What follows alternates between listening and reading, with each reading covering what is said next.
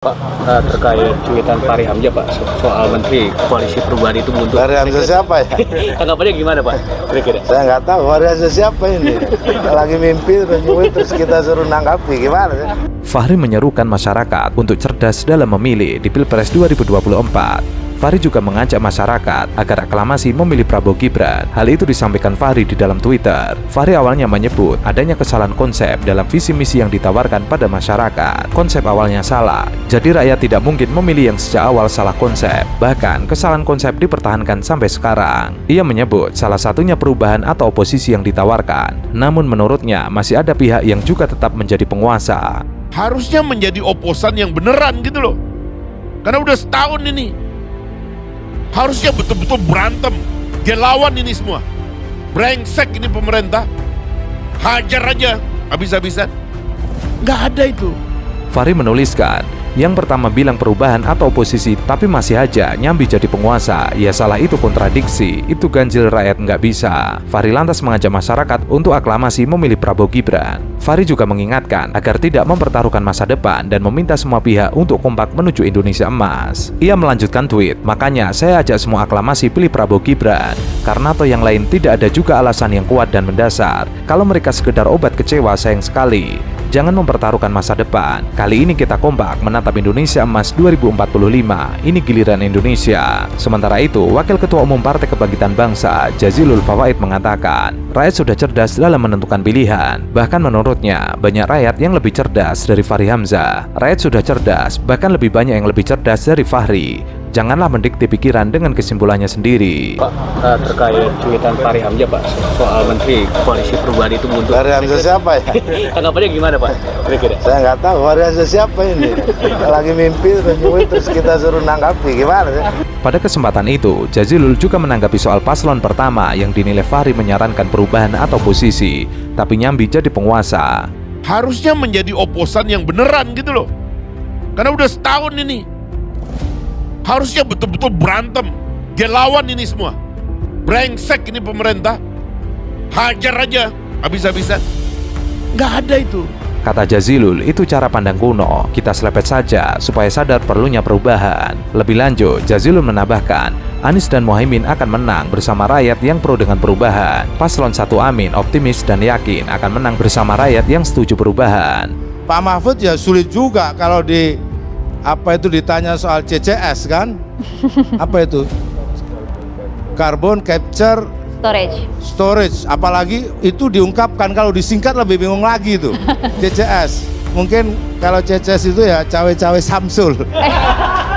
Fahri Hamzah hari ini seperti menjilat ludah sendiri karena sebelumnya Fahri Hamzah kerap mengkritik Gibran agar tidak ikut dalam kekuasaan ayahnya. Saya kan ngobrol banyak dengan orang tuanya, dengan bapaknya. Saya ngobrol dengan dia baru sekali itu. Ya gayanya memang ada kemiripan begitu, tapi saya menangkap dia punya ambisi gitu. Namun beda dulu, beda yang sekarang. Kini Wakil Ketua Umum Partai Gelora itu mengatakan Gibran Raka Buming Raka adalah simbolisasi rekonsiliasi Jokowi dengan Prabowo Subianto. Kalau pada waktu itu pemimpin terlalu banyak berdebat dan bersengketa, tentu kita tidak akan cepat menyelamatkan nyawa manusia yang begitu banyak. Menurut Fahri, hal tersebut menjadi dasar penentuan Gibran sebagai cawapres pendamping Prabowo. Ia menyebut jika pembahasan cawapres Koalisi Indonesia Maju sempat berlangsung alot, terakhir mengarah kepada kesepakatan bahwa mesti figur yang real mempresentasikan rekonsiliasi antara Prabowo dan juga Jokowi, dan memang calon terkuatnya Gibran. Fahri mengakui jika saat pembahasan cawapres Ganjar, sejumlah nama-nama muncul, termasuk Ketua DPP PDIP Puan Maharani dan Ganjar Pranowo. Mencari orang terasosiasi dekat dengan Jokowi dan dengan PDIP. PDIP sudah tidak, Puan tidak jadi, Ganjar tidak mau menjadi wakil. Prabowo dan Jokowi ini yang reconcile.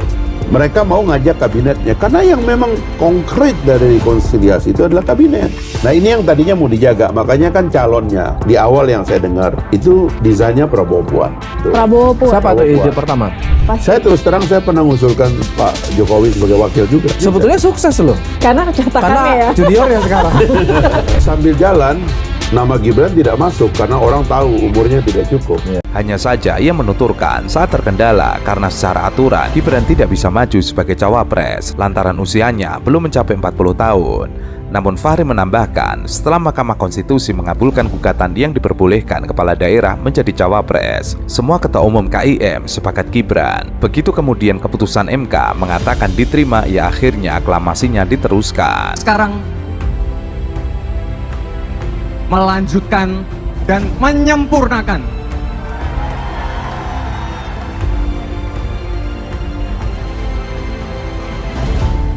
hal-hal yang terkait anak-anak muda, generasi milenial, generasi Z, dan jangan lupa para santri. Fahri juga memastikan bahwa Gibran Rakabuming Raka tidak keluar dari PDIP, meski kini telah resmi menjadi bakal cawapres Prabowo Subianto di Pilpres 2024. Dengan berstatus sebagai kader PDIP, Gibran akan berhadapan dengan bakal capres dari partainya, Ganjar Pranowo. Menurut Fahri, KPU tidak mengatur bahwa calon presiden atau wakil presiden harus terikat oleh salah satu partai. Oleh karena itu, banyak capres atau cawapres saat ini bukan merupakan anggota partai, termasuk diantaranya Anies Baswedan yang diusung Nasdem, PKB, dan PKS. Ia mengungkapkan cerita Yusuf Kala yang kalah dalam konvensi capres Partai Golkar, mesti kalah jika tetap maju pada Pilpres 2004, menjadi wakil Susilo Bambang Yudhoyono dan menang. Tidak lama setelah itu menjadi ketua Golkar karena ia tetap dalam status keanggotaannya sebagai kader Golkar. Fahri menilai tradisi serupa bisa saja dilakukan PDIP. PDIP bisa mengutus kadernya ke beberapa partai untuk maju menjadi capres atau cawapres, meski nantinya berhadapan dengan partainya. Artinya PDIP sebenarnya mungkin karena partai besar, jadi kadernya memang bisa menyebar kemana-mana. Namun Ketua DPP PDIP Puan Maharani menyebut Gibran telah pamit ke partai untuk menjadi cawapres Prabowo. Namun Puan membantah bahwa Gibran keluar dari partai. Tersebut Nasdem dengan Anies ini perjodohannya sangat tinggi. Itu gimana Bang? Analisanya? Karena Nasdem belum tentu mendapatkan popularitas. Dia selama ini kampanye untuk melawan oposisi. Tiba-tiba sekarang bersama oposisi. Itu perjudian. Bagaimana kalau efeknya, ya kan? Semua masa dia yang tadi menganggap bahwa sudah benar mereka bersama pemerintah, begitu ngelihat Nasdem bersama oposisi, tiba-tiba kabur. Bagaimana kalau itu terjadi? Sama Anies Baswedan juga demikian. Dia akan mengumpulkan massa yang jenisnya berbeda dengan massa yang dikumpulkan oleh Partai Nasdem. Apakah dua jenis massa ini, massa Anies itu adalah massa yang marah kepada Pak Jokowi dan pemerintahan ini? Massanya Nasdem adalah massa yang senang kepada Pak Jokowi. Apa bisa disatukan? Itu perjudian. Fahri Hamzah pernah memprediksi Anies Baswedan tidak bisa maju pada Pilpres 2024. Fahri menegaskan hanya Partai Gerindra saja yang saat ini parpol yang konsisten menjalankan pengkaderan dengan mencalonkan capresnya dari internal. Karena hal itu merupakan tujuan pendirian sebuah partai. Hanya Prabowo yang mengikuti rute pengkaderan, mendirikan partai dan maju sebagai calon presiden. Kalau lainnya provokasi lembaga survei, bahkan diancam kalau tidak dijalankan bisa gawat, sehingga surveinya tiba-tiba gede. Pemilihan Anies Baswedan dan sebagainya itu wajar kalau itu dikatakan sebagai mengganggu koalisi. Menurut saya juga jadwal pemilu seperti ini mengganggu jalannya pemerintahan. Pak Jokowi itu masih 2 tahun berkuasa, tapi sudah ada kampanye yang tidak ada dalam schedule gitu loh. Karena COP KPU baru dipakai bulan September tahun depan. Setahun ini apa namanya? Ini yang saya minta, ayo difasilitasi setiap partai punya calon sendiri. Kalau calon itu ada dalam kabinet, suruh dia keluar dari kabinet. Suruh dia serius kampanye. Jangan ada dalam kabinet numpang tenar sama Pak Jokowi. Kami akan melanjutkan Pak Jokowi. Lo idemu apa? Nggak ada orang ini idenya. Nah terus ngapain nyapres kalau lu nggak punya ide? Ini jeleknya orang-orang ini, nunggu aja di ujung gawang.